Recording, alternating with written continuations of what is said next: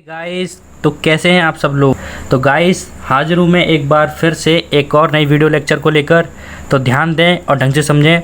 इस video lecture के अंदर हम देखने वाले हैं इंट्रोडक्शन को। ठीक है, इसके अंदर हम देखने वाले हैं इंट्रोडक्शन को। किसके इंट्रोडक्शन को देखने वाले हैं? तो हम देखने वाले हैं बेसिक इलेक्ट्रिकल इंजीनियरिंग जो सब्जेक्ट है उसके इंट्रोडक्शन को। ठीक है, आज हम यहाँ पर जानेंगे कि बेसिक इलेक्ट्रिकल इंजीनियरिंग सब्जेक्ट किसको पढ़ना होता है, उस सब्जेक्ट के अंदर कितने मॉड्यूल्स आते हैं या फिर मैं कहूँ कितने यूनिट्स आते हैं और उन यूनिट्स के अंदर कितने टॉपिक्स हमें पढ़ने होते हैं। ठीक है, तो आज उस सब्जेक्ट के बारे में हम यहाँ पर कंप्लीट इन्फॉर्मेशन जानेंगे या फिर मैं कहूँ कंप्लीट इन्फॉर्मेशन को देखेंगे। देन हम आगे आने वाली वीडियोस में उस पूरे सब्जेक्ट को, जो हमारा सब्जेक्ट है बेसिक इलेक्ट्रिकल इंजीनियरिंग, उसे हम यहाँ पर कवर करेंगे। तो ठीक है, तो चलेगा, आज की अपनी इस वीडियो को करते हैं स्टार्ट। ठीक है, तो ध्यान दीजिएगा और ढंग से समझिएगा। तो सबसे पहले मैं बता दूं आपको, सब्जेक्ट का नाम है बेसिक इलेक्ट्रिकल इंजीनियरिंग। ठीक है, तो जैसा कि आप देख रहे हैं नाम में आ गया है इंजीनियरिंग। कहने का मतलब ये है कि जो बच्चे इंजीनियरिंग करते हैं ओनली वो ही इस सब्जेक्ट को पढ़ते हैं। ठीक है, और कोई भी बच्चा नहीं है जो इस सब्जेक्ट को पढ़े, या फिर मैं कहूँ जैसे कि आपका बीएससी हुआ, बीए हुआ, तो ऐसे कोर्स वाले जो बच्चे हैं वो इन सब्जेक्ट को नहीं पढ़ते। ठीक है, यानी कौन बच्चे इस सब्जेक्ट को पढ़ते हैं? पहली बात, जो बच्चे इंजीनियरिंग कर रहे होते हैं। कोई फ़र्क नहीं पड़ता कि वो बच्चा सीएस से हो यानी कंप्यूटर साइंस से इंजीनियरिंग कर रहा हो, या आईटी से कर रहा हो, इंफॉर्मेशन टेक्नोलॉजी से, या फिर मैं कहूँ वो आप किसी भी अदर ब्रांच से कर रहा हो, मैकेनिकल, सिविल, सबको ये सब्जेक्ट पढ़ना होता है। ये सब्जेक्ट आपको अपने फर्स्ट ईयर के अंदर पढ़ना होता है, बीटेक फर्स्ट ईयर के अंदर पढ़ना होता है। अब हो सकता है आपको ये सब्जेक्ट बीटेक फर्स्ट ईयर के अंदर आपके जो कॉलेज वाले हैं वो आपको फर्स्ट सेमेस्टर में पढ़ा दें, या हो सकता है सेकंड सेमेस्टर में पढ़ा दें। ये उन पर डिपेंड करता है कि वो इस सब्जेक्ट को आपको कब पढ़ाते हैं। ठीक है, दूसरी बात, पहली बात तो सब्जेक्ट का नाम है बेसिक इलेक्ट्रिकल इंजीनियरिंग। सब्जेक्ट का एक्चुअल नेम यही है, लेकिन आप इसे बेसिक इलेक्ट्रिकल भी कह सकते हैं या फिर मैं कहूँ सिंपली इलेक्ट्रिकल भी कह सकते हैं। ठीक है, जैसा कि जो इंजीनियरिंग के जो बच्चे हैं, या मैं ये कहूँ कि इंजीनियरिंग के जो छात्र हैं, वो जानते होंगे कि इंजीनियरिंग के अंदर एक ब्रांच होती है जिसे हम कहते हैं इलेक्ट्रिकल इंजीनियरिंग। ठीक है, तो जो बच्चे होते हैं इलेक्ट्रिकल इंजीनियरिंग के, ठीक है, उनके लिए जो सब्जेक्ट है वो मस्ट है। कहने का मतलब बहुत इंपॉर्टेंट है, उन्हें तो ये सब्जेक्ट बहुत ध्यान से देखना है या पढ़ना है, क्योंकि उनकी जो ब्रांच है उसका जो मेन सब्जेक्ट है, कोर सब्जेक्ट है। ठीक है, अब इसका मतलब ये नहीं है कि जो अदर ब्रांचों के जो बच्चे हैं, सीएस, आईटी, मैकेनिकल, सिविल, वो इस सब्जेक्ट को ढील में ले लें या फिर ध्यान से ना पढ़ें। तो भाई ऐसा मत करना, उनके लिए भी सब्जेक्ट इम्पोर्टेंट है। ठीक है, उतना नहीं जितना इलेक्ट्रिकल इंजीनियरिंग वालों के लिए है, लेकिन इम्पोर्टेंट तो है। ठीक है, तो ध्यान से पढ़ना। तो ये तो हो गई भाई सब्जेक्ट की बात, इस सब्जेक्ट को कौन कौन पढ़ता है, किसके लिए इम्पोर्टेंट है। ठीक है, नाउ फर्स्ट ईयर के फर्स्ट सेमेस्टर या सेकंड सेमेस्टर में आप इस सब्जेक्ट को पढ़ोगे। ठीक है, इंजीनियरिंग वाले बच्चे ही पढ़ते हैं केवल, और किसी के लिए नहीं है ये सब्जेक्ट।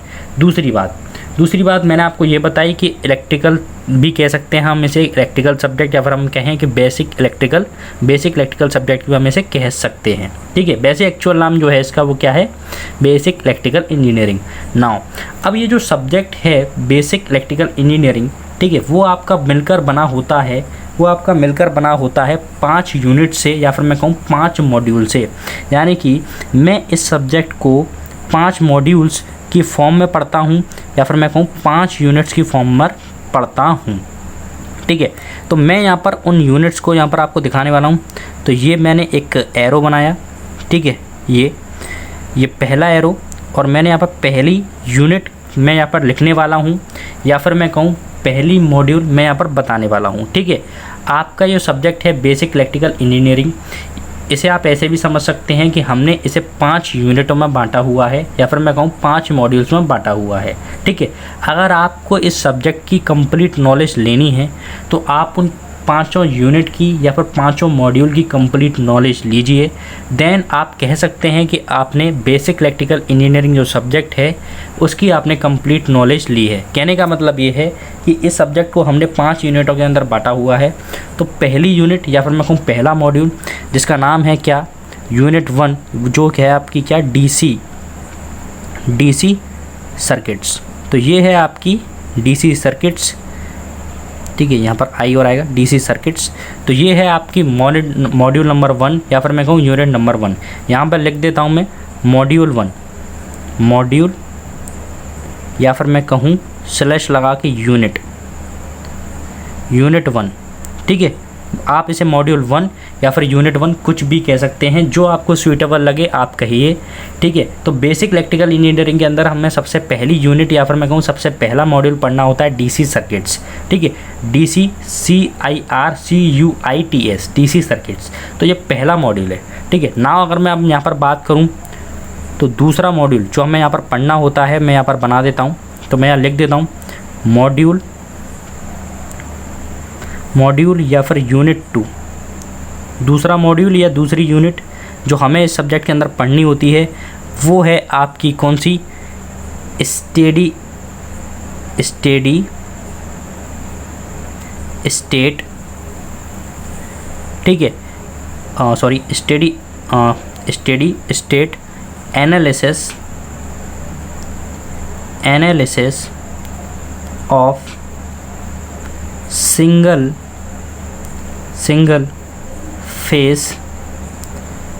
Face AC circuits. ये है हमारी सेकंड यूनिट या फिर मैं कहूँ मॉड्यूल नंबर 2, ठीक है। बड़ा लंबा सा नाम है, steady state analysis of single phase AC circuits, ठीक है। तो ये हमें यहाँ पर पढ़नी होती है। ये हमारी मॉड्यूल 2 या फिर मैं कहूँ यूनिट 2 है, ठीक है। दूसरी भाषा में कहूँ तो मैं इसे सिंपल भाषा में कहूँ, इस यूनिट का जो नाम है वो क्या है, एसी सर्किट्स। जैसे पहली यूनिट में हमने पढ़ा डीसी सर्किट्स, तो सेकंड यूनिट में हमें पढ़ना होता है एसी सर्किट्स। आप इस यूनिट का जो दूसरा नाम है वो भी आप दे सकते हैं डीसी एसी सर्किट्स, ठीक है। इतना लंबा चौड़ा नाम लेने की आपको ज़रूरत नहीं है, आप कह सकते हैं कि एसी सर्किट। तो पहली यूनिट हो गई डीसी सर्किट्स और सेकेंड यूनिट हो गई हमारी एसी सर्किट्स, ठीक है। सिंपली ये समझ लीजिए। तो 2 यूनिट हो गई, तो 2 यूनिटों की हमने यहाँ पर बात कर ली है, ठीक है। अब हम बात करने वाले हैं यूनिट नंबर 3 की। तो यूनिट नंबर 3 कहें या मॉड्यूल नंबर 3 कहें, ठीक है, बात एक ही है, कोई दिक्कत नहीं है। तो मैं यहाँ पे एक एरो बना देता हूँ डाउनवर्ड डायरेक्शन में, ठीक है। मैं इसे यहाँ पर ऐसे करके ऐसे कर देता हूँ, क्योंकि मेरे पास स्पेस नहीं है तो मैं यहाँ बना देता हूँ।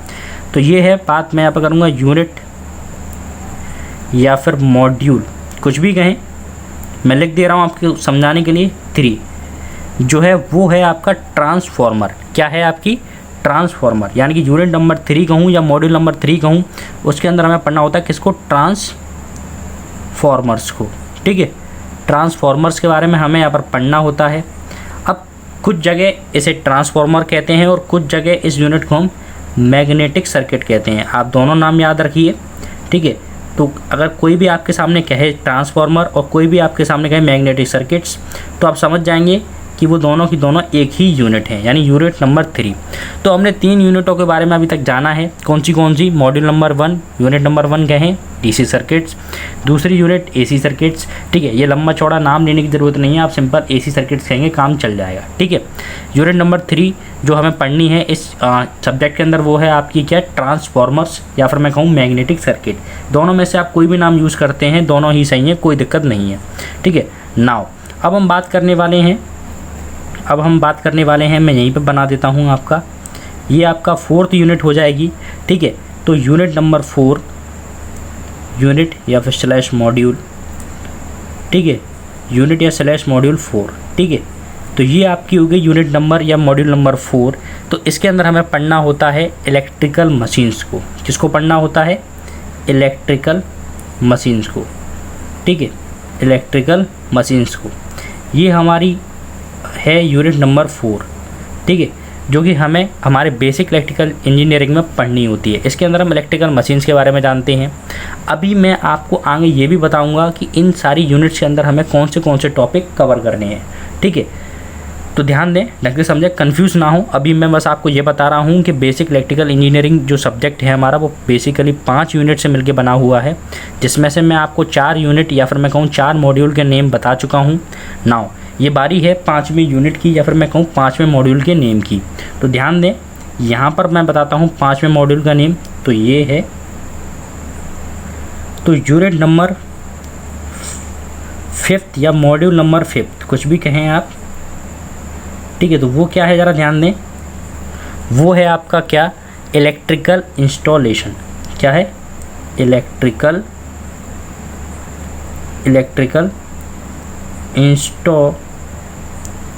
इंस्टॉलेशन, ठीक है, इंस्टॉलेशंस, ठीक है, इंस्टॉल करना, इलेक्ट्रिसिटी या फिर इन सारी चीज़ों को इंस्टॉल करना, लगाना घर पे, ठीक है। इलेक्ट्रिकल जो डिवाइसेस होती हैं, फ्यूज़ वगैरह हुआ, एमसीबी वगैरह हुआ, उन सबको लगाना, ठीक है। तो इसके अंदर तो ये आपकी हो गई पांचों यूनिट। मैंने आपको एक बेसिक सा स्ट्रक्चर बता दिया है कि बेसिक इलेक्ट्रिकल इंजीनियरिंग के अंदर हम धीरे धीरे कर सबसे पहले कवर करेंगे यूनिट नंबर 1 जो कि है डीसी सर्किट्स को, और फिर हम कवर करेंगे यूनिट नंबर 2 जो कि है हमारी एसी सर्किट्स को। देन हम कवर करेंगे यूनिट नंबर 3 जो कि है ट्रांसफार्मर या फिर मैं कहूँ मैग्नेटिक सर्किट को, ठीक है। देन हम कवर करेंगे यूनिट नंबर 4 जो कि है इलेक्ट्रिकल मशीन और इलेक्ट्रिकल मशीन्स को, ठीक है। देन हम कवर करेंगे यूनिट नंबर 5 या मॉड्यूल नंबर 5 जो कि इस सब्जेक्ट की लास्ट मॉड्यूल है या फिर मैं कहूँ लास्ट यूनिट है, तो वो क्या है, इलेक्ट्रिकल इंस्टॉलेशन। धीरे धीरे करके हम सारे यूनिट्स को, सारे मॉड्यूल को कवर करेंगे अपने इस चैनल पर और अपने इस सब्जेक्ट को ख़त्म करेंगे, फिनिश करेंगे, ठीक है। तो अब मैं बात करने वाला हूँ यूनिट वाइज। जैसे कि मैंने अभी आपको बताया पहली यूनिट डीसी सर्किट्स, तो अब मैं बात करूँगा कि डीसी सर्किट्स के अंदर हमें किन किन टॉपिकों को पढ़ना है। देन मैं बात करूँगा एसी सर्किट्स के अंदर किन किन टॉपिकों को पढ़ना है, ठीक है। फिर बात करेंगे यूनिट नंबर 3 मैग्नेटिक सर्किट और ट्रांसफार्मर के अंदर किन किन टॉपिकों को पढ़ना है। ऐसे ही इलेक्ट्रिकल मशीन्स के अंदर किन किन टॉपिकों को पढ़ना है। एंड देन आपकी यूनिट नंबर 5 जो है इलेक्ट्रिकल इंस्टॉलेशन, इसके अंदर किस किस टॉपिकों को, किन किन टॉपिकों को पढ़ना है। तो चलेगा, आगे देखते हैं। तो जैसा कि मैंने अभी आपको बताया कि सबसे पहले हम देखेंगे डीसी सर्किट्स को, तो अभी हम यहाँ पर डिस्कस करने वाले हैं कि डीसी सर्किट्स के अंदर हम किन किन टॉपिकों को देखेंगे।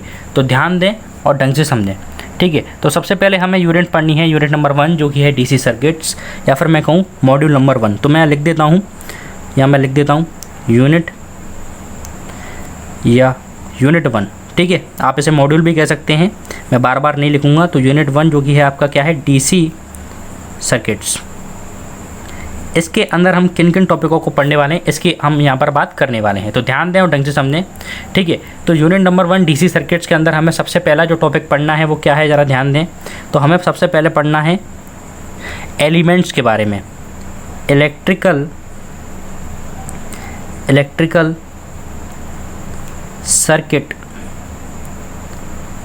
सर्किट एलिमेंट्स के बारे में हमें यहाँ पर जानना है, ठीक है। कौन से इलेक्ट्रिकल सर्किट एलिमेंट्स हैं, ज़रा ध्यान दें। तो वो एक आपका होता है रेसिस्टेंस। हमें यहाँ पर रेसिस्टेंस के बारे में जानना है कि रेसिस्टेंस क्या होता है, उसकी यूनिट क्या होती है, ये सारी चीज़ें हमें यहाँ पर क्या है, जाननी है, ठीक है। वैसे आपको ये सारी चीज़ें पता होंगी क्योंकि आप छोटी क्लासेस में पढ़ के आए हैं, अपनी 10th 11th 12th में पढ़ के आए हैं, लेकिन फिर भी आपको एक बेसिक सी जानकारी यहाँ पर दी जाएगी, ठीक है। तो रेसिस्टेंस के बारे में जानेंगे, कैपेसिटेंस के बारे में जानेंगे एंड इंडक्टेंस के बारे में जानेंगे, ठीक है। इन 3 चीज़ों के बारे में हम यहाँ पर पढ़ेंगे। देन इसके बाद हम इस यूनिट के अंदर देखने वाले हैं कौन से टॉपिक को, ज़रा ध्यान दें। तो हम यहाँ पर देखेंगे टॉपिक नंबर 2 जो कि है आपका concept of active and passive elements, ठीक है। ये आपका एक कंसेप्ट होता है एक्टिव एलिमेंट्स का, पैसिव एलिमेंट्स का, ठीक है, उसको जानेंगे। यानी कि ये इस यूनिट का पहला टॉपिक है इलेक्ट्रिकल सर्किट एलिमेंट, जिसके अंदर हम जानेंगे रेसिस्टेंस, कैपेसिटेंस एंड इंडक्टेंस के बारे में। देन हम जानेंगे एक्टिव एंड पैसिव एलिमेंट के कंसेप्ट को, ठीक है। नाउ देन हम बात करेंगे concept of linear and non linear elements, ठीक है। इसके कंसेप्ट की बात करेंगे, यानी कि लीनियर एलिमेंट्स के बारे में जानेंगे। देन हम जानेंगे नॉन लीनियर एलिमेंट्स के बारे में। ये सारी चीज़ें हमें फर्स्ट यूनिट के अंदर ही पढ़नी है, ठीक है, कंफ्यूज ना हो। तो देन हम जानेंगे concept of linear and non linear elements के बारे में। नाउ फिर हम बात करेंगे एक नेक्स्ट कंसेप्ट की। तो वो कंसेप्ट क्या है, ज़रा ध्यान दें। यूनिलेटरल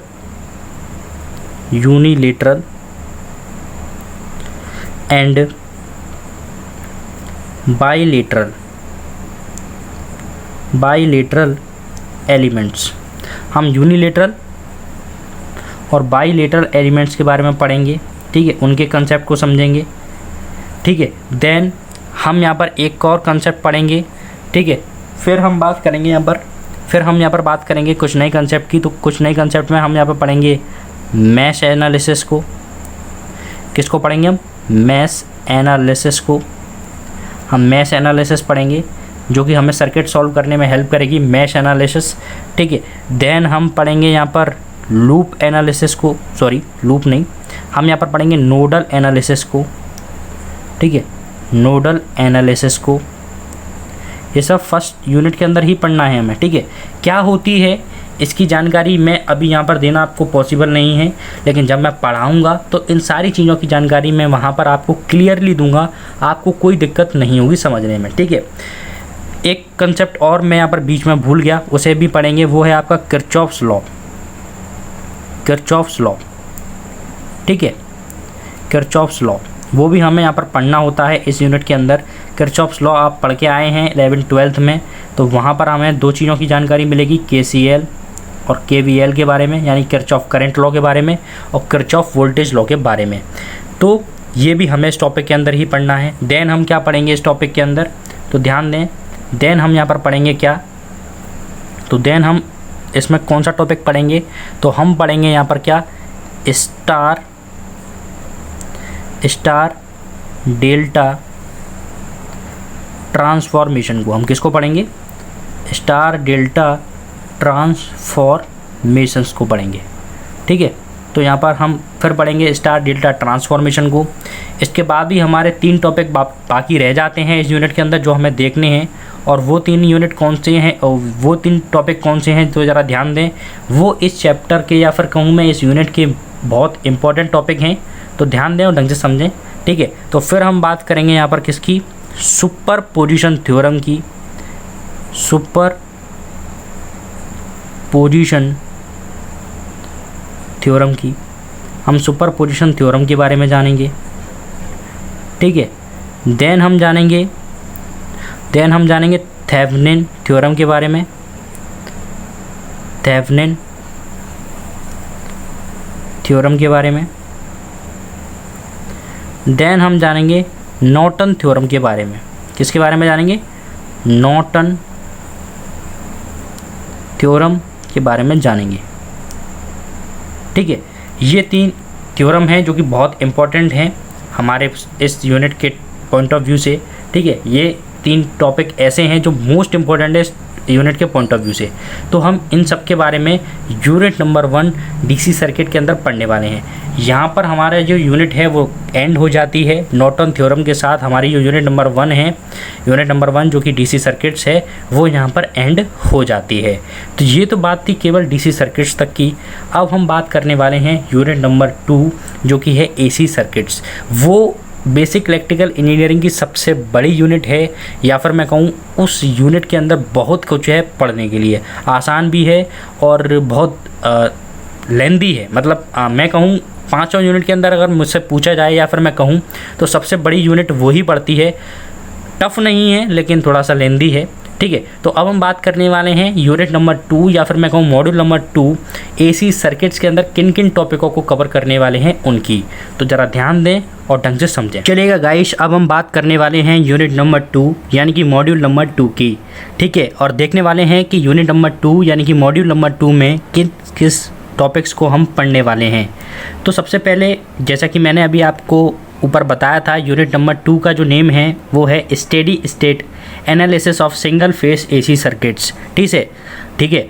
दूसरी भाषा में मैं कहूँ तो इसे हम AC सर्किट्स भी कह सकते हैं। इसके अंदर हम डिफरेंट टाइप्स के AC सर्किट्स, आपकी average and effective values, sinusoidal wave forms, इन सब की स्टडीज़ करते हैं, ठीक है। तो चलेगा देखते हैं किन किन टॉपिकों की इस यूनिट के अंदर हम स्टडी करते हैं। यूनिट नंबर 1 मैं ऑलरेडी डिस्कस कर चुका हूँ, मैं बता चुका हूँ DC सर्किट्स के अंदर हम किन किन टॉपिकों की स्टडी करते हैं। अब हम बात करने वाले हैं यूनिट नंबर 2 के टॉपिक्स की। तो चलेगा शुरू करते हैं। तो यूनिट 2 के अंदर सबसे पहला जो टॉपिक है, यानी कि AC सर्किट्स के अंदर सबसे पहला जो टॉपिक है जो हमें पढ़ना है वो है आपका रिप्रेजेंटेशन। क्या है आपका? रिप्रेजेंटेशन ऑफ, मैं लिख देता हूँ, रिप्रेजेंटेशन ऑफ साइनोसॉइडल, क्या? Representation of sinusoidal waveforms. ठीक है, सबसे पहले हम पढ़ने वाले हैं साइनोसोडल वेवफॉर्म्स का क्या रिप्रेजेंटेशन। ठीक है, उन्हें कैसे रिप्रेजेंट हम यहाँ पर करते हैं ये हम पढ़ने वाले हैं। ठीक है, देन हम क्या पढ़ने वाले हैं, या फिर मैं कहूँ इस रिप्रेजेंटेशन के अंदर हम क्या देखेंगे, हम देखेंगे साइनोसोडल वेवफॉर्म की एवरेज वैल्यू को। ठीक है, इसके अंदर हम देखेंगे एवरेज वैल्यू को एंड इफेक्टिव वैल्यू को। किसको देखेंगे, एक तो हम देखेंगे एवरेज वैल्यू को और हम दूसरी चीज़ देखेंगे इफेक्टिव वैल्यू को। ठीक है, ये दोनों वैल्यूज़ की बात हम करेंगे किसके अंदर, representation of sinusoidal wave forms के अंदर। ठीक है, दोनों चीज़ों की बात करेंगे, एवरेज एंड इफेक्टिव वैल्यूज़ की। इसकी दोनों एवरेज और इफेक्टिव वैल्यूज़ को हम डिस्कस करेंगे representation of sinusoidal wave form में। ठीक है, नाउ जो अगला टॉपिक इस यूनिट के अंदर जो हम देखेंगे वो टॉपिक है आपका फॉर्म एंड पीक फैक्टर्स। क्या है, फॉर्म एंड पीक फैक्टर्स। ठीक है, हम दो फैक्टर्स के बारे में जानेंगे जो फैक्टर्स हैं आपके फॉर्म, एक है फॉर्म एंड दूसरा है पीक फैक्टर। क्या है, पीक फैक्टर्स। ये दो टॉपिक हैं जो हमें पढ़ने हैं इसके अंदर। ठीक है, इन दोनों टॉपिकों के भाई बारे में हम जानेंगे, फॉर्म एंड पीक फैक्टर्स। ठीक है, फॉर्म वैल्यू क्या होती है, पीक वैल्यू क्या होती है, इन दोनों चीज़ों के बारे में हम जानेंगे। देन मैं आगे बात करूं तो आगे हम डिस्कस करेंगे इस यूनिट के अंदर concept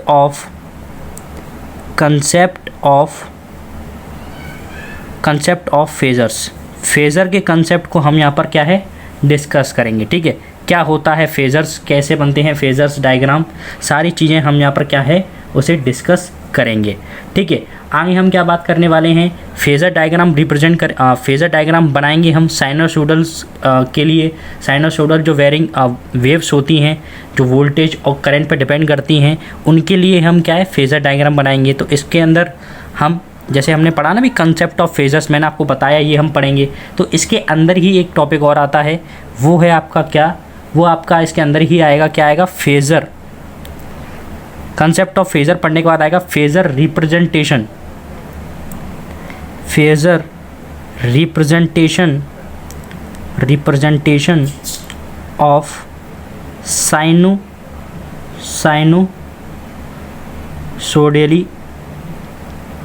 साइनोसोडली varying voltage and current. ठीक है, इसका हम क्या देखेंगे, फेज़र रिप्रेजेंटेशन देखेंगे, वोल्टेज एंड करंट। ये अगला टॉपिक होगा। ठीक है, जो हम कंसेप्ट ऑफ फेजर्स के बाद इस यूनिट के अंदर पढ़ेंगे। ठीक है, आगे क्या देखने वाले हैं, आगे हम बात करेंगे जैसे कि इस यूनिट का नाम है analysis of single phase AC circuits.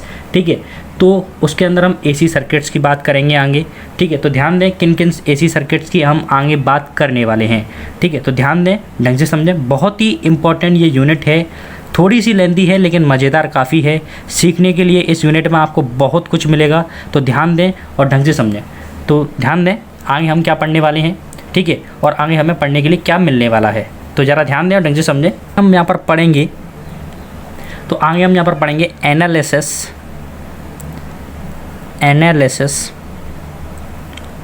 Of single phase. जैसा मैंने बताया ना, इसमें सिंगल फेस एसी सर्किट्स इस यूनिट का नाम है, तो उसी की एनालिसिस करेंगे। ठीक है, ये बेसिक चीज़ें ज़रूरी है उसकी एनालिसिस के लिए, तो पहले हम इनके बारे में जानेंगे। देन हम अपनी मेन यूनिट पाएंगे, यानी analysis of single phase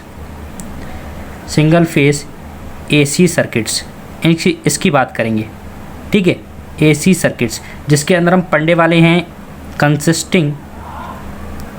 consisting single phase AC circuits में, जिसके अंदर हम क्या क्या पढ़ेंगे, of R L C and RLC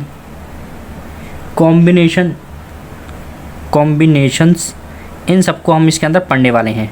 ठीक है, जैसे कि आपने क्लास 11 या क्लास 12 के अंदर पढ़ा होगा क्या, कि हम वहाँ पर purely resistive circuit, purely capacitive circuit, purely inductive circuit, ठीक है, आपका सीरीज़ RL सर्किट, ठीक है, आपका series RC circuit, series RLC circuit, ये सारी चीज़ें वहाँ पर पढ़ते थे हम 11th-12th में, वही सारी चीज़ें हम यहाँ पर भी पढ़ेंगे। ठीक है, ये हमारे सिंगल फेस AC सर्किट्स के अंदर हम यहाँ पर पढ़ने वाले हैं। ठीक है, तो इतनी बात आई होप, आशा है कि आपको क्लियर हुई होगी।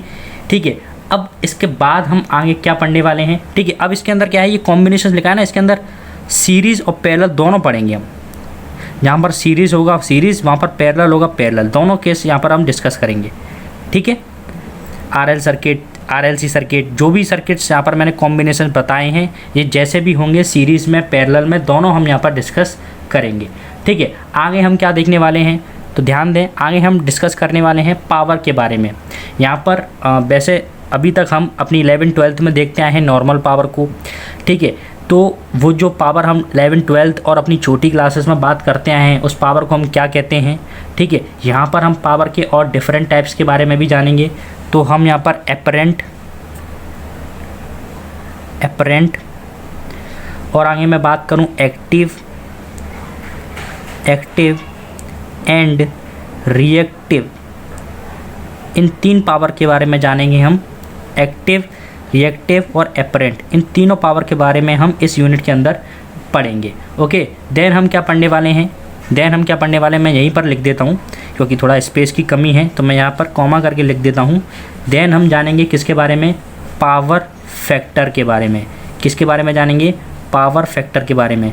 जब हम apparent power, reactive power, active power पढ़ लेंगे, तब हम जानेंगे एक नया टॉपिक, एक नया कंसेप्ट जो कि होगा पावर फैक्टर का। ओके, जब हम इतनी बात कर लेंगे तो फिर हम आगे इस यूनिट के अंदर डिस्कस करने वाले हैं, किसको ज़रा ध्यान दें, फिर हम डिस्कस करेंगे पावर फैक्टर इम्प्रूवमेंट, कैसे हम पावर फैक्टर को इम्प्रूव कर सकते हैं। ठीक है, तो नेक्स्ट टॉपिक होगा हमारा power factor improvement. Next topic क्या होगा, पावर फैक्टर इम्प्रूवमेंट। ठीक है, देन हम क्या पढ़ेंगे, मैं यहाँ पर कॉमा करके आगे लिख देता हूँ। ठीक है, यहीं पर मैं आगे लिख देता हूँ। इस कंसेप्ट के बाद हम क्या पढ़ेंगे, हमने पावर फैक्टर पढ़ा, उसके बाद हमने ये जानेंगे कि पावर फैक्टर को इम्प्रूव कैसे करते हैं। अगर हमें किसी की भी पावर बढ़ानी हो या फिर मैं कहूँ पावर फैक्टर बढ़ाना हो तो उसे हम कैसे इम्प्रूव करेंगे, ये हमने यहाँ तक जान लिया। आगे हम क्या डिस्कस करने वाले हैं, ज़रा इस बात को समझें। आगे हम डिस्कस करने वाले हैं रेजोनेंस के कंसेप्ट को। किसके, रेजोनेंस, तो मैं लिख देता हूँ कंसेप्ट ऑफ रेजोनेंस। हम रेजोनेंस के कंसेप्ट को यहाँ पर क्या है, डिस्कस करने वाले हैं। ठीक है, अब रेजोनेंस के कंसेप्ट को डिस्कस करेंगे तो हम दोनों सर्किट्स में पढ़ेंगे, इन सीरीज़ एंड पैरेलल, दोनों के लिए डिस्कस करेंगे, सीरीज़ सर्किट्स के लिए भी और पैरेलल सर्किट्स के लिए भी। दोनों केसों के लिए हम क्या करेंगे, रेजोनेंस को डिस्कस करेंगे। ठीक है, देन हम बात करेंगे रेजोनेंस, ये एक टॉपिक जुड़ा हुआ होता है, मैं यहाँ पे आगे लिख देता हूँ बैंडविड्थ। किसकी बात करेंगे, बैंडविड्थ। ठीक है, ये बैंडविड्थ के बारे में आपने अपनी 12th में या 11th में कहीं ना कहीं पढ़ा होगा। ठीक है, और हम यहाँ पर जानकारी इकट्ठी करेंगे बैंडविड्थ के बारे में। आगे हम क्या देखने वाले हैं, ज़रा ध्यान दें। आगे हम बात करेंगे बैंडविड्थ के बाद एंड क्वालिटी फैक्टर। किसकी बात करेंगे, क्वालिटी फैक्टर की। बैंडविड्थ के बाद हम नेक्स्ट टॉपिक पढ़ेंगे यहाँ पर क्वालिटी फैक्टर। ओके, फिर हम जानेंगे क्वालिटी फैक्टर के बारे में। तो ये टॉपिक हो गए।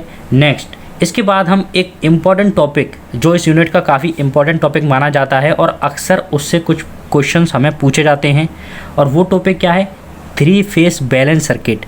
इसमें ये इस यूनिट का लास्ट टॉपिक है जो कि हम इस यूनिट के अंदर पढ़ेंगे। कौन सा टॉपिक पढ़ेंगे, 3 फेस बैलेंस सर्किट। ठीक है, ये इम्पॉर्टेंट टॉपिक है, तो यहाँ पर मैं लिख देता हूँ। जो नेक्स्ट टॉपिक पढ़ेंगे हम क्वालिटी फैक्टर के बाद, वो क्या होगा, थ्री फेस बैलेंस्ड सर्किट्स के बारे में पढ़ेंगे। ठीक है, फिर इसके बाद हम देखेंगे वोल्टेज, ये इसी के अंदर की बात हो रही है। ठीक है, तो वोल्टेज एंड करंट रिलेशन, किसको देखेंगे, voltage and current relations in star and delta connections. ठीक है। तो क्वालिटी फैक्टर के बाद हमें क्या पढ़ना है, 3 फेज बैलेंस सर्किट्स पढ़ना है, जिसके अंदर हम star connection and delta connection के बारे में जानेंगे। फिर हम स्टार कनेक्शन और डेल्टा कनेक्शन के अंदर वोल्टेज और करंट में क्या रिलेशनशिप होती है, स्टार कनेक्शन में क्या रिलेशनशिप होती है, डेल्टा कनेक्शन में, इन दोनों रिलेशनशिप की अपनी इस यूनिट में बात करेंगे। ये सारी चीज़ें कवर करने के बाद, जो कि मैंने आपको शुरुआत से लेकर अभी तक बताई हैं, यहाँ से लेकर यहाँ तक ये सारे टॉपिक्स कवर करने के बाद जो हमारी यूनिट नंबर 2 है, या फिर मैं कहूँ जो मॉड्यूल नंबर 2 है, वो हमारा ख़त्म होता है, यानी फिनिश होता है। इसके बाद हमारी जो यूनिट नंबर 2 है वो हमारी ख़त्म हो जाती है और फिर स्टार्ट होती है हमारी यूनिट नंबर 3। यूनिट नंबर 3 कहें या मॉड्यूल नंबर 3 कहें, ठीक है, जो कि है मैग्नेटिक सर्किट और ट्रांसफार्मर की। तो चलेगा, अब बात कर लेते हैं यूनिट नंबर 3 यानी कि मॉड्यूल नंबर 3 मैग्नेटिक सर्किट और ट्रांसफार्मर्स की, और देख लेते हैं कि उसके अंदर हम किन किन टॉपिकों को पढ़ने वाले हैं। तो नाउ अब हम बात करने वाले हैं यूनिट नंबर 3 और मॉड्यूल नंबर 3 की। तो ध्यान दें और ढंग से समझें। यूनिट नंबर 3 है आपकी ट्रांसफार्मर्स, या फिर मैं इस यूनिट के दूसरे नाम से इसे बुलाऊं मैग्नेटिक सर्किट्स, ठीक है। आप कुछ भी कहें, दोनों नाम ठीक हैं। कुछ लोग मैग्नेटिक सर्किट्स कहते हैं तो कुछ लोग ट्रांसफार्मर्स। मैंने आपको दोनों बता दिए हैं, आपको जो सूटेबल लगे आप याद रखिए, ठीक है, चलेगा। तो इसके अंदर हम सबसे पहले पढ़ने वाले हैं, ये काफ़ी छोटी यूनिट है, मतलब कहने के लिए ये है कि इसमें इतना कुछ है नहीं, ठीक है, छोटे मोटे न्यूमेरिकल हैं और बहुत ही आसान और बहुत ही अच्छी यूनिट है, ठीक है। तो चलिएगा देखते हैं। तो इसके अंदर हम सबसे पहले पढ़ने वाले हैं एक बहुत ही इंपॉर्टेंट टॉपिक, जो कि है मैग्नेटिक मटेरियल्स का। किसका? मैग्नेटिक मटेरियल्स, ठीक है। यहाँ पर हम मैग्नेटिक मटेरियल्स के बारे में जानेंगे, टाइप्स ऑफ मैग्नेट वगैरह के बारे में जानेंगे, सुपर मैग्नेट नेचुरल मैग्नेट और इलेक्ट्रोमैग्नेट के बारे में पढ़ेंगे, ठीक है। और भी कुछ रिलेटेड टर्म्स होते हैं उनके बारे में जानेंगे। तो सबसे पहले इसमें जो पढ़ना है वो क्या है, मैग्नेटिक मटेरियल्स। अगर उसके बाद मैं नेक्स्ट कंसेप्ट की बात करूँ, मैं यहीं लिख देता हूँ। तो नेक्स्ट कंसेप्ट जो इसके अंदर हमें पढ़ना है वो है आपका क्या, BH कैरेक्टरिस्टिक्स, ठीक है। क्या करना है, BH कैरेक्टरिस्टिक। इसके अंदर हम सारी चीज़ें जानेंगे, soft ferromagnetic material, hard ferromagnetic material, ठीक है। और भी कुछ मटेरियल्स होते हैं जिनके बारे में हम यहाँ पर जानेंगे। तो मैग्नेटिक मटेरियल्स के अंदर ये सारी जानकारी हम इकट्ठी करेंगे। नाउ इसके बाद आता है अगला टॉपिक। अगला टॉपिक है BH कैरेक्टरिस्टिक का। किसका? BH कैरेक्टरिस्टिक, जो कि मैग्नेटिक मटेरियल्स के लिए ही होता है, उसे हम ड्रॉ करेंगे। तो क्या है, BH कैरेक्टरिस्टिक्स, ठीक है। तो ये बात भी हम यहाँ पर पढ़ेंगे, ये कंसेप्ट भी हम यहाँ पर देखेंगे कि कैसे ड्रॉ होता है BH कैरेक्टरिस्टिक्स और क्या होता है BH कैरेक्टरिस्टिक। देन हम किसकी बात करेंगे, देन हम यहाँ पर इस यूनिट के अंदर बात करेंगे आइडियल एंड प्रैक्टिकल ट्रांसफार्मर की, ठीक है। क्या होता है आइडियल ट्रांसफार्मर, क्या होता है प्रैक्टिकल ट्रांसफार्मर, इन दोनों चीज़ों की हम इस यूनिट के अंदर बात करेंगे, ठीक है। इन दोनों टाइप्स के ट्रांसफार्मर को हम देखेंगे कि क्या होता है आइडियल ट्रांसफार्मर और क्या होता है प्रैक्टिकल ट्रांसफार्मर। इन दोनों ट्रांसफार्मर को हम यहाँ पर देखेंगे। Then ideal and practical transformer पढ़ने के बाद हमें एक इस यूनिट के अंदर एक इम्पॉर्टेंट टॉपिक पढ़ना है, जो कि है इक्विवेलेंट सर्किट, ठीक है। किसका? इक्विवेलेंट सर्किट का। तो मैं लिख देता हूँ इक्विवेलेंट सर्किट का, ठीक है। ये एक इम्पॉर्टेंट टॉपिक है जो कि हम इस यूनिट के अंदर पढ़ेंगे, इक्विवेलेंट सर्किट का। क्या होता है इक्विवेलेंट सर्किट, ये जब मैं आपको पढ़ाऊँगा तब मैं बहुत ही अच्छे से इसे एक्सप्लेन करूँगा, ठीक है। आगे अगर मैं बात करूँ तो इस यूनिट के अंदर फिर हम देखेंगे, यहीं पर लिख देता हूँ, लॉसेस इन ट्रांसफार्मर को। क्या क्या लॉस हमारे ट्रांसफार्मर के अंदर हमें देखने के लिए मिलते हैं, सारे लॉसेस की हम यहाँ पर क्या है बात करेंगे। तो लॉसेस इन ट्रांसफार्मर, किसकी बात करेंगे हम, लॉसेस इन ट्रांसफार्मर की, ओके। तो ट्रांसफार्मर के अंदर हमें कौन से लॉसेस देखने के लिए मिलते हैं, सारे लॉसेस की हम यहाँ पर बात करेंगे, ठीक है। जितने भी लॉसेस होते हैं वो सारे के सारे लॉसेस हम यहाँ पर कवर करेंगे। देन हम आगे क्या पढ़ेंगे इस यूनिट के अंदर, देन हम बात करेंगे रेगुलेशन की। क्या होता है रेगुलेशन, इसकी बात करेंगे अपने ट्रांसफार्मर के अंदर। देन हम बात करेंगे एंड एफिशिएंसी की। रेगुलेशन के साथ साथ ही हम क्या पढ़ेंगे, एफिशिएंसी पढ़ेंगे, और इस एफिशिएंसी पे कुछ न्यूमेरिकल्स भी देखेंगे। आसान न्यूमेरिकल हैं, बहुत ही इजी न्यूमेरिकल हैं, जो कि हम डिस्कस करेंगे, ठीक है। नाउ इसके बाद आता है एक इम्पॉर्टेंट टॉपिक जो कि है ऑटो ट्रांसफार्मर का। किसका? ऑटो ट्रांसफार्मर का। क्या होता है ऑटो ट्रांसफार्मर? आजकल ऑटो ट्रांसफार्मर चल रहे हैं, ठीक है। तो ऑटो ट्रांसफार्मर के बारे में जानेंगे, इसके एडवांटेज को डिस्कस करेंगे, इसके डिसएडवांटेज को डिस्कस करेंगे, क्या फ़र्क होता है आइडियल प्रैक्टिकल ट्रांसफार्मर या फिर मैं कहूँ सिंगल फेस ट्रांसफार्मर में और ऑटो ट्रांसफार्मर में। ये सारी चीज़ें हम वहाँ पर क्या है डिस्कस करेंगे, ठीक है। नाउ आगे हम बात करने वाले हैं ऑटो ट्रांसफार्मर के बाद जो इस यूनिट का लास्ट टॉपिक है, मैं इसी के आगे लिख देता हूँ, auto transformer and 3 phase transformer. किसकी बात करेंगे? 3 फेस ट्रांसफार्मर की, या फिर मैं कहूँ 3 फेस ट्रांसफार्मर कनेक्शंस की, ठीक है। ये इसकी हम बात यहाँ पर क्या है करेंगे। इसमें क्या है, हम पहले पढ़ेंगे सिंगल फेस एसी ट्रांसफार्मर को। ये जो ऊपर बात होगी ट्रांसफार्मर की, जो आइडियल और प्रैक्टिकल ट्रांसफार्मर यहाँ बोला गया है, वो बोला गया है आपके सिंगल फेस एसी ट्रांसफार्मर के लिए, ठीक है। देन हम पढ़ेंगे ऑटो ट्रांसफार्मर, तो क्या डिफरेंस होता है इस बात को भी समझेंगे। देन उसके बाद हम पढ़ेंगे 3 फेस ट्रांसफार्मर कनेक्शन को, मतलब जो 3 फेस ट्रांसफार्मर होते हैं उनके अंदर क्या क्या कनेक्शन होते हैं, ठीक है। तो ये सारी चीज़ें हम डिटेल्स में यहाँ पर देखेंगे। तो यही टॉपिक्स थे, काफ़ी छोटा ज़्यादा टॉपिक है नहीं इस यूनिट के अंदर, पर यूनिट बहुत ही अच्छी और बहुत ही मज़ेदार है, बहुत ही मज़ा आने वाला है इस यूनिट को पढ़ते समय।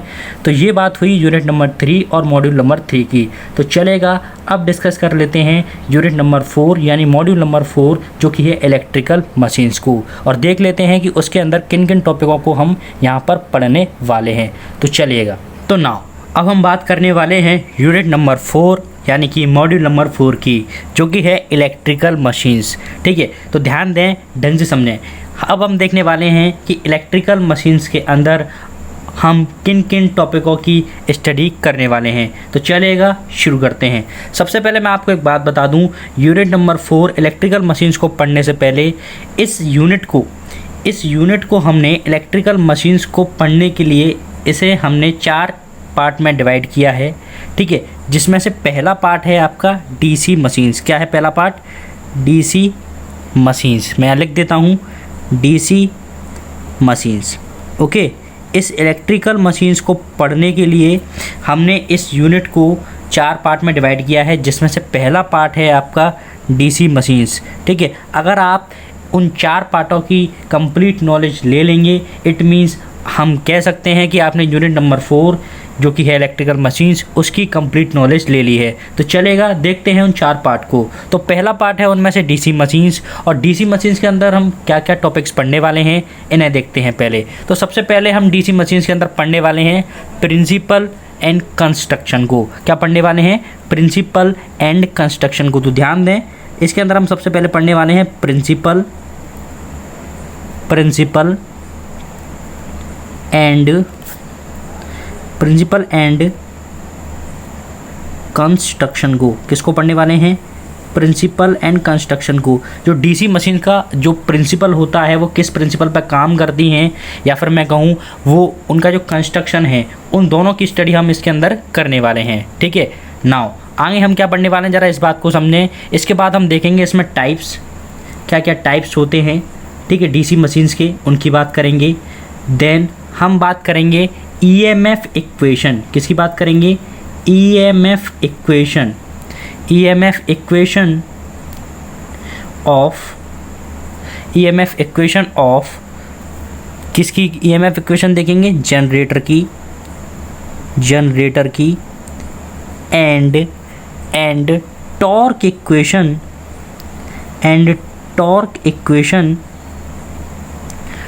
इक्वेशन ऑफ मोटर, ठीक है। इन दोनों इक्वेशनों की हम स्टडी करेंगे। किन दोनों इक्वेशन की स्टडी हम करेंगे?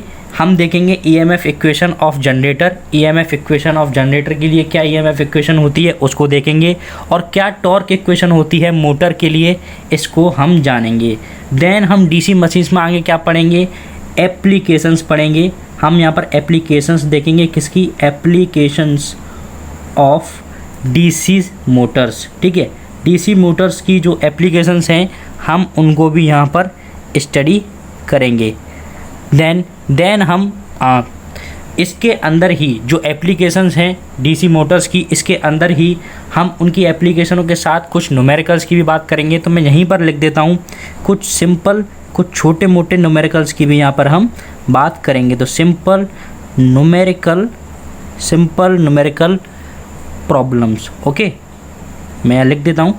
तो इन सारी टॉपिक्स की हम स्टडी करेंगे अपने डीसी मशीन्स के अंदर, यानी कि इलेक्ट्रिकल मशीन्स के डीसी मशीन्स पार्ट को पढ़ते समय आपको इन सारे टॉपिकों की स्टडी करनी होगी, ठीक है। उसके बाद आपका जो डीसी मशीन्स यानी कि पार्ट नंबर 1 जो हमें क्या है यहाँ पर ख़त्म हो जाएगा, इस टॉपिकों के साथ वो पार्ट नंबर 1 यहाँ पर ख़त्म हो जाएगा। देन शुरू होगा इस यूनिट का नेक्स्ट पार्ट। तो ध्यान दें नेक्स्ट पार्ट क्या है।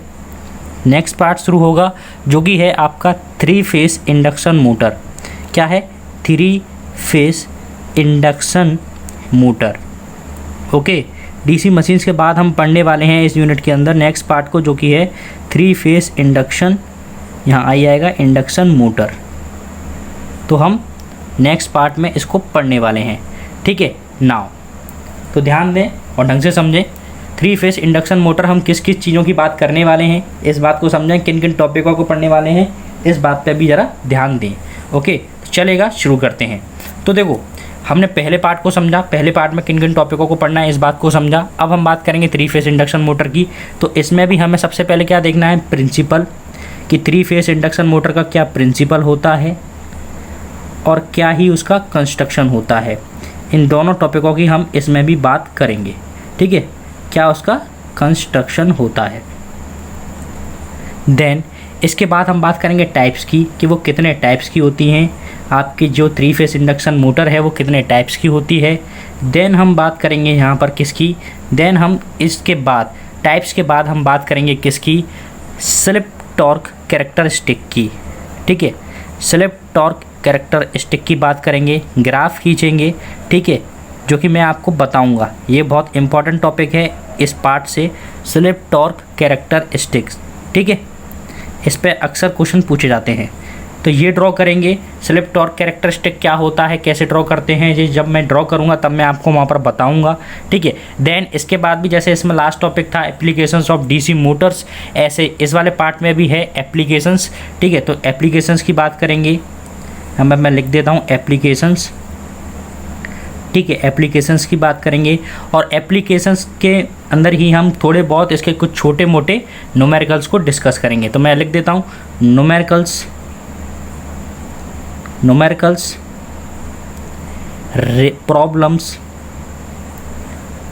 Problems related to slip only, ठीक है। कुछ प्रॉब्लम स्पेसिफिक प्रॉब्लम है जो हम यहाँ पर क्या है डिस्कस करेंगे, ओके। तो इस बात पे ज़रा ध्यान दें, रिलेटेड टू स्लिप ओनली, ये कुछ स्पेसिफिक प्रॉब्लम हैं जो हमें यहाँ पर इस टॉपिक को पढ़ते समय देखनी है। तो इन सारी चीज़ों को पढ़ने के बाद हमारा जो 3 फेस इंडक्शन मोटर है उसे भी हम कंप्लीट कर लेंगे, यानी इलेक्ट्रिकल मशीन्स के सेकंड पार्ट को भी हमने यहाँ पर कंप्लीट कर लिया है। अब हम बात करने वाले हैं इलेक्ट्रिकल मशीन्स के अंदर पार्ट नंबर 3 की, जो कि है जैसे यहाँ पर देखा था 3 फेस इंडक्शन मोटर को, तो अब हम डिस्कस करेंगे सिंगल फेस इंडक्शन मोटर को। अब हम किसको देखेंगे, सिंगल फेस इंडक्शन मोटर को। तो तीसरा जो पार्ट आता है हमारा वो आता है आपका सिंगल फेस इंडक्शन मोटर। क्या आता है, single phase induction motor, okay. ये ध्यान दें, ये TION है, इस बात पे भी ध्यान दें ज़रा, ये आई थोड़ा सा छोटा बना है मुझसे, तो इस बात पे भी समझें, ठीक है। तो थर्ड पार्ट जो हम इलेक्ट्रिकल मशीन्स के अंदर पढ़ने वाले हैं वो है हमारा सिंगल फेस इंडक्शन मोटर। तो ज़रा देखते हैं कि सिंगल फेस इंडक्शन मोटर के अंदर हमें क्या क्या पढ़ना है। तो यहाँ पर भी हमें सबसे पहले देखना है प्रिंसिपल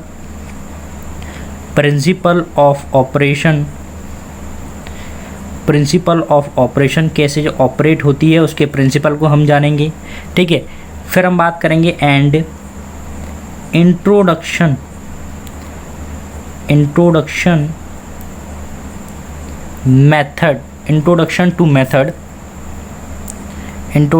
टू मेथड्स,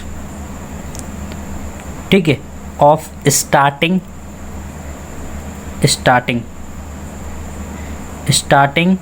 और फिर हम बात देखेंगे एप्लीकेशंस की। Okay, single phase induction motor का प्रिंसिपल ऑफ ऑपरेशन को डिस्कस करेंगे, क्या उसका प्रिंसिपल ऑफ ऑपरेशन होता है, ठीक है। देन हम बात करेंगे किसकी, देन हम बात करेंगे introduction to method of starting. इसको स्टार्ट करने के लिए जो मेथड है उसको इंट्रोड्यूस करेंगे, उसको भी इसके अंदर पढ़ेंगे। ओके, देन हम सबसे लास्ट में इसमें डिस्कस करेंगे इसकी एप्लीकेशंस को, ठीक है। इसके अंदर हम लास्ट में क्या डिस्कस करेंगे, एप्लीकेशंस को। तो क्या क्या चीज़ें हम इसके अंदर डिस्कस करने वाले हैं, मैं एक बार फिर से बता दूं। सिंगल फेस इंडक्शन मोटर के अंदर हम प्रिंसिपल ऑफ ऑपरेशन, मतलब कि ये मोटर कैसे चलती है, ठीक है, सिंगल फेस इंडक्शन मोटर कैसे चलती है, इस बात को देखेंगे। देन हम introduction to method of starting, कैसे ये मोटर स्टार्ट होती है, इसको देखेंगे। सॉरी फॉर दिस डिस्टर्बेंस, ठीक है। सो हम ये बात भी देखेंगे, introduction to method of starting, कैसे ये induction motor, single phase induction motor start होती है, इस बात को भी जानने की कोशिश करेंगे। देन हम एप्लीकेशंस, इसकी एप्लीकेशंस को डिस्कस करेंगे, ठीक है। सो नाउ अब हम बढ़ते हैं अपने इलेक्ट्रिकल मशीन्स के अंदर पार्ट नंबर 4 के लिए, ठीक है। तो ज़रा ध्यान दें और ढंग से समझें। तो पार्ट नंबर 4 है इसके अंदर, ठीक है, वो इस यूनिट का लास्ट पार्ट है और फाइनल पार्ट है। तो लास्ट पार्ट क्या है आपका, 3 फेस सिंक्रोनस, क्या है, 3 face synchronous machine. Okay, last part के अंदर हमें किसकी नॉलेज लेनी है, किसको पढ़ना है, 3 face synchronous machines. Last part के अंदर हम जानेंगे 3 फेस सिंक्रोनस मशीन्स के बारे में, क्या होती हैं 3 फेस सिंक्रोनस मशीन, ये हम जानेंगे किसके अंदर, लास्ट पार्ट के अंदर। तो चलेगा, जान लेते हैं। तो सबसे पहले इसके अंदर हम पढ़ेंगे प्रिंसिपल ऑफ ऑपरेशन को। जैसे हमने ऊपर पढ़ा प्रिंसिपल ऑफ ऑपरेशन, वैसे ही हम यहाँ भी प्रिंसिपल ऑफ ऑपरेशन यहाँ पर भी पढ़ेंगे, ठीक है। ऑपरेशन ऑफ ऑल्टरनेटर, ठीक है, ऑल्टरनेटर के प्रिंसिपल ऑफ ऑपरेशन को यहाँ पर देखेंगे हम इस टॉपिक के अंदर। एंड सिंक्रोनस मोटर के भी प्रिंसिपल को देखेंगे, ठीक है। ये दोनों प्रिंसिपल हमें यहाँ पर देखने हैं, सिंक्रोनस मोटर एंड, और एंड में इसमें क्या डिस्कस करेंगे, एंड देयर एप्लीकेशंस, इनके एप्लीकेशंस को भी हम यहाँ पर क्या है देखेंगे, ठीक है। तो क्या क्या देखने वाले हैं 3 फेस सिंक्रोनस मशीन्स के अंदर, ज़रा ध्यान दें। सबसे पहले तो हम देखने वाले हैं principle of operation of alternator को, ठीक है। ये सब चीज़ें क्या होती हैं मैं जब पढ़ाऊँगा तब आपको बताऊँगा। फिर हम देखेंगे एंड सिंक्रोनस मोटर के प्रिंसिपल को भी हम देखेंगे। नेक्स्ट सबसे जो एंड में हम देखेंगे वो क्या देखेंगे, इनकी एप्लीकेशंस को, ठीक है, कि इनकी एप्लीकेशंस क्या क्या होती हैं, सारी चीज़ें हम वहाँ पर क्या है डिस्कस करेंगे। तो इसी पार्ट के साथ 3 फेस सिंक्रोनस मशीन जो लास्ट पार्ट है इलेक्ट्रिकल मशीन्स का, इसी पार्ट के साथ जो हमारी यूनिट नंबर 4 है यानी कि इलेक्ट्रिकल मशीन्स ख़त्म होती है, ठीक है, एंड हो जाती है। कहने का मतलब अगर हम इन 4 पार्टों को कंप्लीट पढ़ लेते हैं, इन 4 पार्टों की नॉलेज को ले लेते हैं, तो हम ये कह सकते हैं कि हमने यूनिट नंबर 4 यानी इलेक्ट्रिकल मशीन्स की कंप्लीट नॉलेज को ले लिया है। तो अब हम डिस्कस करने वाले हैं अपनी यूनिट नंबर 5 यानी कि मॉड्यूल नंबर 5 को, ठीक है, जो कि है इलेक्ट्रिकल इंस्टॉलेशन। और हम देखने वाले हैं कि इलेक्ट्रिकल इंस्टॉलेशंस के अंदर हम क्या क्या पढ़ने वाले हैं। तो चलेगा, शुरू करते हैं, ठीक है। तो हम बात करने वाले हैं इलेक्ट्रिकल इंस्टॉलेशन की, तो ज़रा ध्यान दें और ढंग से समझें। तो देखो मैं यहीं पर बता देता हूँ आपको इलेक्ट्रिकल इंस्टॉलेशन के बारे में, ठीक है। तो देखें इलेक्ट्रिकल इंस्टॉलेशन जो कि है आपकी यूनिट नंबर 5। अब हम डिस्कस करने वाले हैं फाइनल मॉड्यूल यानी कि लास्ट यूनिट को, जो कि है आपका इलेक्ट्रिकल इंस्टॉलेशन।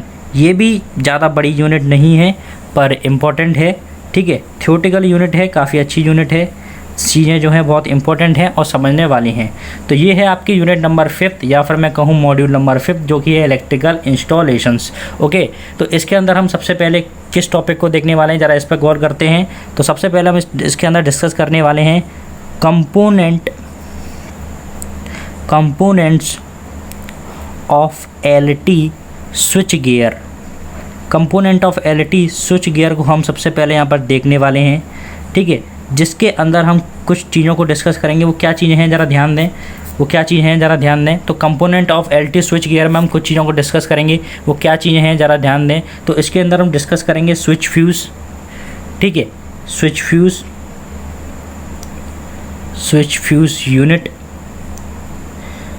फ्यूज़ यूनिट को डिस्कस करेंगे, जैसे मैं शॉर्ट में SFU भी कह देता हूँ, ठीक है। MCB को डिस्कस करेंगे, मिनिएचर सर्किट ब्रेकर MCB को डिस्कस करेंगे, ठीक है, MCB, ठीक है। आगे हम डिस्कस करेंगे ELCB को, ELCB। ये सब चीज़ें क्या होती हैं ये मैं आपको जब पढ़ाऊँगा तब बताऊँगा। फिर हम डिस्कस करेंगे MCCB को, ठीक है। फिर हम डिस्कस करेंगे टाइप्स ऑफ वायर्स को, ठीक है, वायर्स के टाइप्स के बारे में पढ़ेंगे, कौन से वायर्स के टाइप्स होते हैं उनके बारे में पढ़ेंगे, ठीक है। एंड केबल्स, और केबल्स के बारे में भी देखेंगे, ठीक है, ओके। तो वायर्स और केबल्स दोनों के बारे में यहाँ पर हम जानेंगे। फिर हम एक इम्पॉर्टेंट टॉपिक पढ़ेंगे इसके अंदर जो कि काफ़ी इम्पोर्टेंट है, जिसके बारे में आपको नॉलेज होना बहुत ज़रूरी है, और वो इम्पोर्टेंट टॉपिक है इम्पोर्टेंस ऑफ अर्थिंग, ठीक है। अर्थिंग की क्या ज़रूरत है, तो इम्पोर्टेंस ऑफ अर्थिंग, इस टॉपिक को भी हम इस यूनिट के अंदर देखेंगे। तो इम्पोर्टेंस ऑफ अर्थिंग, इस टॉपिक को भी हम यहाँ पर देखेंगे, इम्पोर्टेंस ऑफ अर्थिंग की क्या क्या इम्पोर्टेंस यहाँ पर है। देन हम किस टॉपिक को देखने वाले हैं, देन हम बात करने वाले हैं टाइप्स ऑफ बैटरीज़ की। बैटरीज़ के क्या टाइप होते हैं, तो टाइप्स ऑफ बैटरीज़ कितने टाइप्स की होती हैं, ठीक है, सारी चीज़ें हम यहाँ पर पढ़ेंगे।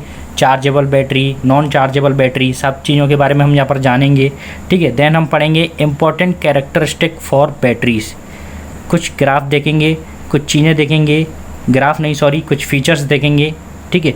इम्पोर्टेंट कैरेक्टरिस्टिक्स, कुछ फीचर्स जो होते हैं बैटरीज़ के लिए उनकी बात करेंगे, कैरेक्टरिस्टिक्स फॉर बैटरीज़, ठीक है, क्या क्या फीचर्स होते हैं बैटरीज़ के लिए इम्पोर्टेंट, उनकी बात हम यहाँ पर करेंगे, ओके। देन हम किस टॉपिक को पढ़ने वाले हैं इस यूनिट के अंदर, देन हम बात करेंगे यहाँ पर एलिमेंट्री कैलकुलेशन की, ठीक है, elementary calculations for energy consumption, ठीक है, यानी कि जो छोटे मोटे न्यूमेरिकल जो हम क्लास 10th या क्लास 11th 12th में करते थे कि कितने यूनिट हमारी जो एनर्जी है वो कंज्यूम हुई 1 मंथ के अंदर, पर डे के अंदर, ठीक है, यूनिट निकालो, ठीक है, और कितने रुपए खर्च हुए, कितने रुपए हमें बिल भरना है, वो सब छोटे मोटे जो प्रॉब्लम्स हम देखते थे वहाँ पर, कुछ ऐसी प्रॉब्लम्स यहाँ पर भी हम डिस्कस करेंगे। तो मैं लिख देता हूँ कुछ एलिमेंट्री मतलब बेसिक, ठीक है, एलिमेंट्री कैलकुलेशंस, कुछ कैलकुलेशंस हम यहाँ पर करेंगे। Elementary calculation for energy, calculations है जो हम एनर्जी कंजप्शन के लिए करेंगे, एनर्जी कंजप्शन, ओके, जो हम यहाँ पर एनर्जी कंजप्शन के लिए करेंगे। एंड सेविंग्स, एनर्जी कंजप्शन के लिए और सेविंग्स के लिए, ठीक है, कि हम कितनी एनर्जी कंज्यूम करते हैं और कितनी बचाते हैं, उनके लिए हम कुछ छोटे मोटे न्यूमेरिकल्स यहाँ पर करेंगे। देन ये सारे के सारे टॉपिक हैं, ये मैंने एक ही पॉइंट के अंदर लिख दिए हैं, ठीक है, क्योंकि चीज़ें ऐसे ही हैं, मैं आपको अब अलग अलग पॉइंट करके क्या बताऊँ, ठीक है, तो मैंने ऐसे करके लिख दिए हैं। लेकिन ये सारे टॉपिक्स हैं जो कि हमें 1 बाय 1 कर अपनी इस यूनिट नंबर 5 यानी मॉड्यूल नंबर 5 इलेक्ट्रिकल इंस्टॉलेशन के अंदर पढ़ना है, ठीक है। नाउ इसके बाद एक लास्ट टॉपिक इस यूनिट के अंदर रह जाता है जो आता है आपका बैटरी बैकअप का। ये लास्ट टॉपिक है बैटरी बैकअप। तो बैटरी कितना बैकअप देती है, ये कैसे निकालेंगे, ये सब चीज़ें हम यहाँ पर देखेंगे। तो ये जो कंप्लीट चीज़ें मैंने आपको बताई हैं ये हैं यूनिट नंबर 5 और मॉड्यूल नंबर 5 के लिए। तो ठीक है, तो इंट्रोडक्शन वाला पार्ट यहाँ पर ख़त्म होता है, ठीक है। वीडियो काफ़ी ऑलमोस्ट आई थिंक लंबी हो चुकी है और मैंने सारी चीज़ें आपको यहाँ पर अब तक समझा चुकी हैं, ठीक है। सारी यूनिट्स के जितने भी टॉपिक्स हैं, सारी यूनिट्स हैं, सारे सब्जेक्ट के बारे में जो कंप्लीट नॉलेज थी वो यहाँ पर मैं एक इंट्रोडक्टिव वे में दे चुका हूँ। नेक्स्ट वीडियो से हम सारी चीज़ों को एक एक करके पढ़ना स्टार्ट करेंगे। देखो गाइस, सिस्टमेटिक वे में मैंने आपको इसलिए बताया है ताकि जब मैं आपको पढ़ाऊँ तो आपको सारी चीज़ें समझने में, ठीक है, उन्हें याद रखने में कोई दिक्कत ना हो, क्योंकि आपको एक बेस क्लियर हो गया है कि इस यूनिट के अंदर मुझे ये टॉपिक्स पढ़ने हैं और इस यूनिट के अंदर मुझे ये टॉपिक पढ़ने हैं, ठीक है। अगर मैं आपको एक सिस्टमेटिक वे नहीं देता तो आपके दिमाग में जो नॉलेज जाती वो कितने समय तक रहती ये मैं कुछ कह नहीं सकता था, लेकिन अब मैंने आपको सिस्टमेटिक वे में कुछ चीज़ें दी हैं, तो मैं समझता हूँ कि जो भी नॉलेज आपके दिमाग में जाएगी वो कुछ ना कुछ समय तो वहाँ पर रहेगी, क्योंकि एक सिस्टमेटिक वे में चीज़ों को पढ़ने से थोड़ा बहुत इम्प्रूवमेंट होता है चीज़ों में, कि थोड़ी बहुत चीज़ें हमें याद रहती हैं एक सिस्टमेटिक वे में हमने पढ़ा है तो, ठीक है। अनसिस्टमेटिक वे से पढ़ने से बेटर है कि सिस्टमेटिक वे में पढ़ें। तो इसीलिए मैंने ये सारी चीज़ें आपको यहाँ पर बताई हैं, वरना और कोई मेरा यहाँ पर मोटिव नहीं है ऐसे इस इंट्रोडक्शन को देने का। तो गाइस आई होप आपको सारी चीज़ें क्लियर हुई होंगी। नेक्स्ट वीडियो से हम स्टार्ट करेंगे अपनी यूनिट नंबर 1 जो कि है डीसी सर्किट्स को। तो आज की वीडियो में इतना ही, जल्द मुलाकात होगी आपसे एक नई वीडियो के साथ। तब तक के लिए जय हिंद, जय भारत।